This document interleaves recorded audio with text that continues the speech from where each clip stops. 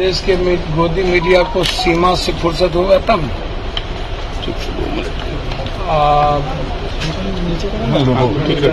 और आम आदमी तो लगभग विचार मृतप्राय हो गई है। समाज जिस देश का मृतप्राय हो गई है, हो करने वाले के बारे में तो मैं कुछ कह नहीं सकता हूँ। 9:24 और 9:24 सेम टाइम, सेम जगह, सेम जमीन, कल्याणी।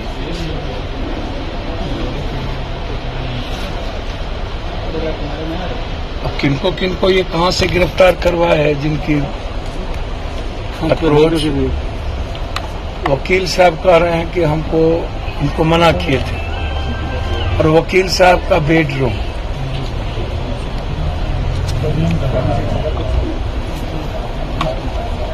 वकील साहब के कोई भी व्यक्ति वहां जो दूसरे थे वो नहीं मरना, और सिर्फ इनके साथ के लोगों को गोली लगी।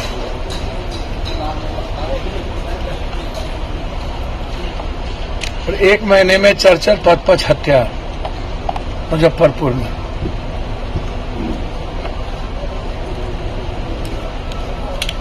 मैं कई बार कह चुका हूं, सवाल आशुतोष या सवाल अन्य लोगों का नहीं है।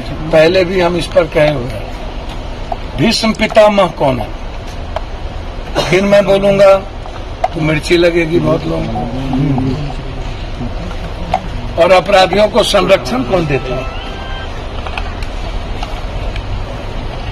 इस मुजफ्फरपुर का भीष्म पितामह कौन है, जिनको राजनीतिक संरक्षण से लेकर सारा संरक्षण प्राप्त हो, और सोसाइटी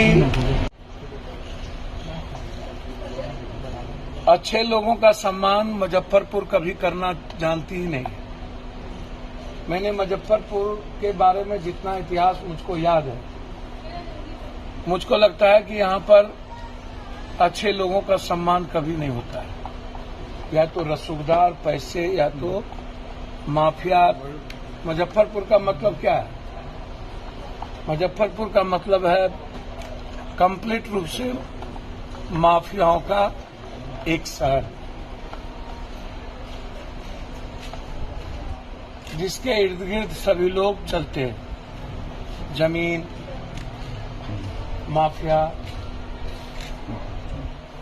नेपाल, बंगाल, इस इलाके से सारा शराब हो या जितनी चीजें को आप उठा के देखिए, सब या तो मुजफ्फरपुर या तो हाजीपुर। रूट यही है,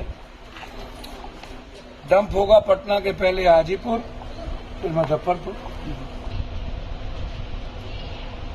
और इसमें वर्तमान में जो भूमिका है, जो भीष्म पितामह जो चारों तरफ उलझा के रखती है, उसकी भूमिका की भी जांच हम चाहते हैं, आवश्यक है। अब मैं यदि वो याद करूं, जो एक चर्चा होती थी कभी कि मंटू शर्मा को गिरफ्तार करवा के किसने लाया या कौन थे, यह भी कई अंगिल चर्चा शुरू हो गई। कल्याणी जमीन का चर्चा शुरू हो जाता है, तो सवाल उठता है वकील साहब और वकील साहब के परिवार से पूर्णतः पूछताछ होनी चाहिए। वकील साहब को इसकी क्या जरूरत पड़ी कहने की कि मैंने नहीं बुलाया, और आखिर शूटर को ये पता था कि बुलेट प्रूफ गाड़ी है। वकील साहब के चैम्बर में वो नहीं बैठे, वकील साहब के रूम में जाके बैठे। इसका मतलब है कि वकील साहब के चौहद्दी से लेकर सब कुछ का उस शूटर को पता था। इसीलिए मैं इंक्वायरी में वकील साहब की जांच चाहता हूं। उसके बेडरूम में मरना, शूटर का बेडरूम तक पहुंचना, खाली आके गाली गलौज दे देना कि इस सरकार ने सब कुछ कोलैप्स हो गया। जो लोग ये बात करते हैं उन राजनेताओं और राजनीतिज्ञों से पूछिए, आपका हाथ और आपका पूरी जुबान रक्तपात, रक्त रंजित और रक्त चरित्र है या नहीं? ये पॉलिटिशियन चाहे इस भाग का हो चाहे उस भाग का हो, सबके सब रक्त चरित्र भी है, रक्त रंजित भी है और रक्तपात भी है। समय में वो अपराधियों का नाम नहीं लेंगे, एक पार्टी किसी अन्य लोगों को दे देंगे एमपी एमएलए एमएलसी का टिकट, दूसरी पार्टी किसी और को एमएलए एमपी एमएलसी का टिकट दे दो।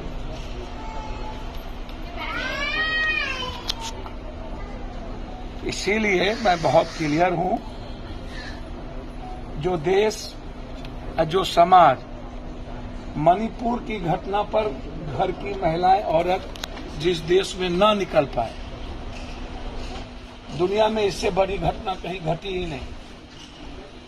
हजारों लोगों के सामने 15 साल की बच्चियों के साथ सामूहिक बलात्कार और उसको हल्के में राजनीतिज्ञों के द्वारा लेना, 3 घंटे तक 2 मां और बेटियों को नंगा रखना और आम आदमी की जिंदगी में जहर पैदा नहीं होना, और नाथूराम गोडसे को भी 47% लोगों ने भारत में स्वीकार कर लेना, मैं समझता हूं कि अब भारत की विचारधारा भी मृतप्राय हो गई।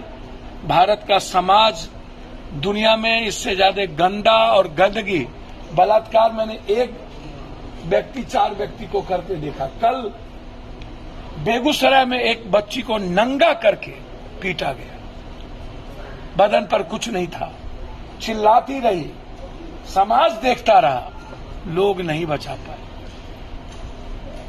जब हम ऐसे लोगों को फांसी नहीं दे सकते, हमारा बस चले तो मणिपुर के उस भीड़ को एलएमजी से समाप्त कर देने की जरूरत है और उस भीड़ को दंड कर देने की जरूरत है जो बलात्कार करते देखा।